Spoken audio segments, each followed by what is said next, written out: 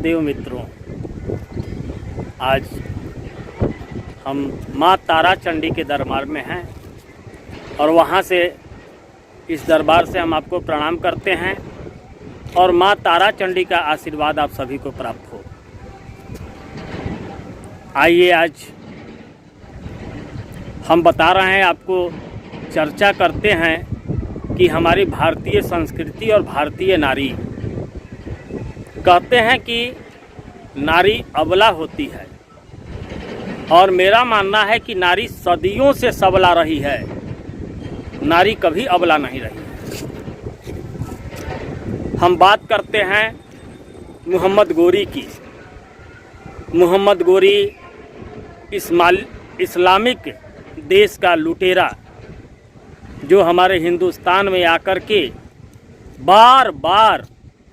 कई बार लूटा है और धन दौलत के साथ साथ हिंदुस्तान की आबरू भी लूटने का उसने भरपूर प्रयास किया है।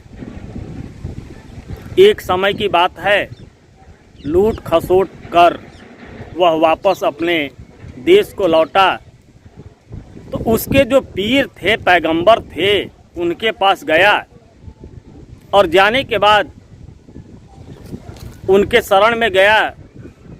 पैगंबर बाबा कहे कि आओ गोरी आओ, हमने तुम्हें जो सिखाया है बखूबी तुम उसे निभा रहे हो, तुम मेरे अच्छे भक्तों में से हो। बताओ हिंदुस्तान से तुम क्या क्या लाए हो। उसने बड़ा बखान किया कि मैं इतना मन सोना लूटा हूँ, हीरा लूटा हूँ, चांदी लूटा हूँ, वहाँ से बहुत सारे मूर्तियों को भी उठा लाया हूँ। वह खुश हुआ, प्रसन्न हुआ और कहा कि जिन लोगों को तुम बंदी बनाए थे उनका क्या किए।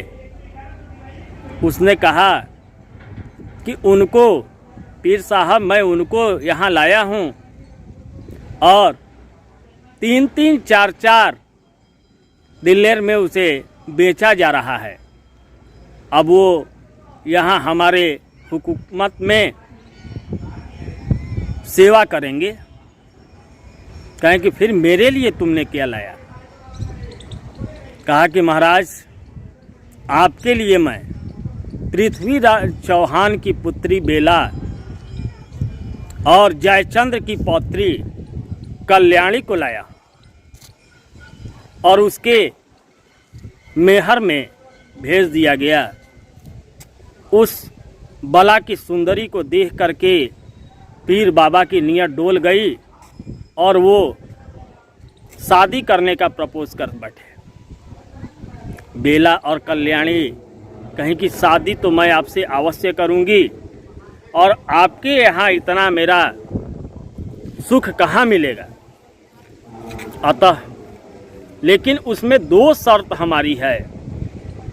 एक तो विवाह के उपरांत मैं धर्म नहीं बदलूंगी, मैं अपने धर्म का निर्वाह करूंगी और आप अपने धर्म का निर्वाह कीजिएगा।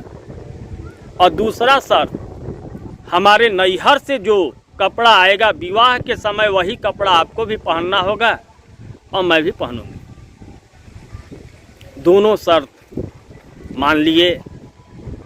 एक गुप्त संदेश दे करके उन दोनों ने राज कवि को संदेश भेजा और नैहर से कपड़ा का मांग किया।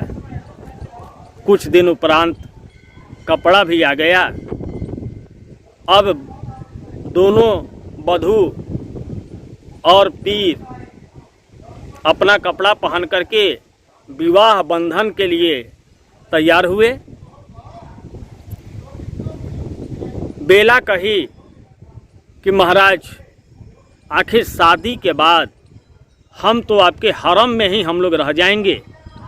इस रूप को, हमारे सौंदर्य को आपके अतिरिक्त कोई नहीं देख पाएगा, तो क्यों ना आपके दरबार और जनता हमारे रूप को देख लें ताकि उन्हें जलन हो कि आपकी बेगम इतनी सुंदरी हैं। वो मान गए और महल के छत पे जाकर के उन्होंने जनता को अपने संग संग अपनी होने वाली पत्नियों का रूप दिखा रहे थे। और जैसे ही हवा उन कपड़ों को छुआ, कपड़े ने अपना कार्य करना प्रारंभ कर दिया। थोड़ी देर के बाद पीर बाबा के कपड़े में आग लग गई और वो जलने लगे। तो कहे कि ये क्या है? तो बेला और कल्याणी हंसते हुए कहीं कि हम भारतीय नारी अपनी संस्कृति को मानने वाली यूं ही अपनी इज्जत नीलाम नहीं होने देते।